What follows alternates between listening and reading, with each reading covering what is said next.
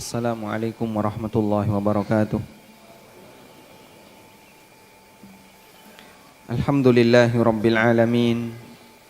Wassalatu wassalamu ala ashrafil mursalin Nabiyyina wa maulana Muhammadin wa ala alihi wa sahbihi ajma'in. Wa ashhadu an la ilaha illallah wahdahu la syarika lah. Wa ashhadu anna Muhammadan abduhu wa rasuluh sallallahu alaihi wa ala alihi wa sahbihi wa man tabi'ahum bi ihsanin ila yaumiddin. Alhamdulillah, puji syukur kita haturkan kehadirat Allah Subhanahu wa taala. Di pagi hari ini Allah Subhanahu wa taala berikan kemudahan bagi kita untuk bisa bersama-sama belajar di Masjid Menara Iman Kudus. Dan satu kehormatan bagi saya mendapatkan kesempatan untuk ikut bareng-bareng belajar dengan para santri di Ma'had Riyadul Quran. Yang ini merupakan pondok pesantren yang insya Allah nanti akan dibina langsung oleh Al-Ustadz Al-Fadil Dr. Musyaffa' Ad-Darini hafizahullahu ta'ala wa ra'ah. Dan saya melihat Masya Allah semangat para santri di pagi hari ini dalam mengikuti kajian. Semoga Allah Subhanahu wa ta'ala menjadikan mereka sebagai calon-calon mujahid yang nantinya akan melanjutkan estafet dakwah di tengah umat. Kita tadi mendengar pada salat subuh imam membaca firman Allah Subhanahu wa ta'ala, "Wa ma utitum minal ilmi illa qalila." Tidaklah kalian diberi ilmu kecuali sedikit. Kata al-ilmu dalam ayat ini bisa kita pahami alif lam di situ adalah lil ahdi. Wa ma utitum min ilmi ruh. Kalau dipahami dengan alif lam al-ahdiyah, maka maknanya adalah ilmu berkaitan dengan ruh. Karena di depan ayat membahas tentang masalah ruh. Yas'alunaka 'anir ruh qulir ruhu min amri rabbi wa ma utitum minal ilmi illa qalila. Mereka bertanya kepada Muhammad tentang apa itu ruh. Jawablah, qulir ruhu min amri rabbi, sesungguhnya ruh itu urusan dari Rabbku. Wa ma utitum minal ilmi, dan kalian tidaklah diberi al-ilmu, maksudnya adalah ilmu tentang ruh. Sehingga alif lam di kata al-ilmu kita pahami sebagai alif lam li ahdi dzikri, ilmu untuk kasus yang telah disebutkan sebelumnya, sehingga dimaknai dengan ilmu tentang ruh. Wa ma utitum min ilmi ruh illa qalila, dan kalian tidaklah diberi ilmu tentang ruh kecuali sedikit. Bisa juga dipahami al-ilmu di sini adalah alif lam lil istighraq, sehingga artinya adalah wa ma utitum minal ilmi, artinya tidaklah kalian diberi ilmu secara umum illa qalila, kecuali sedikit.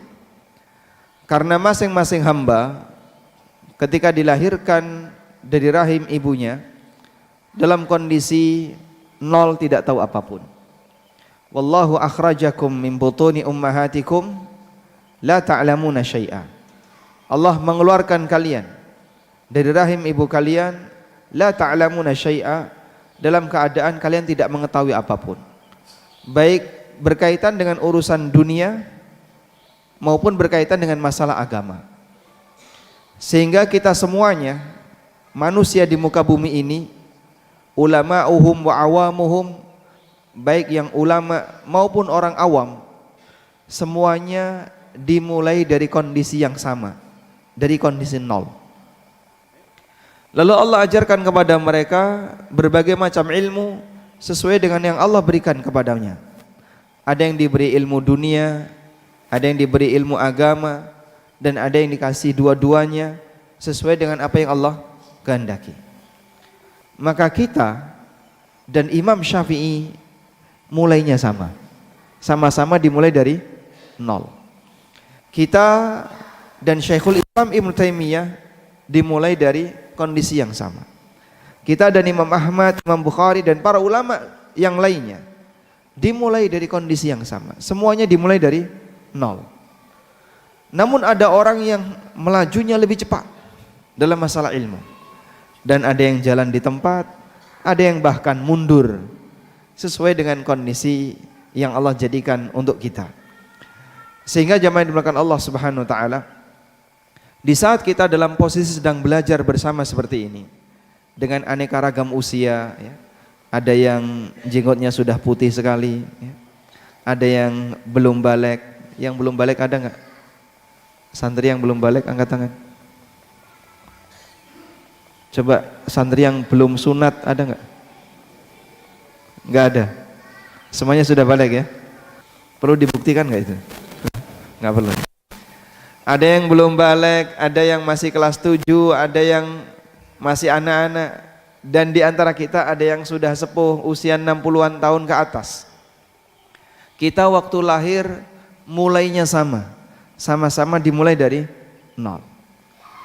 Dan kita nggak tahu bagaimana hasil akhir yang nanti akan kita dapatkan.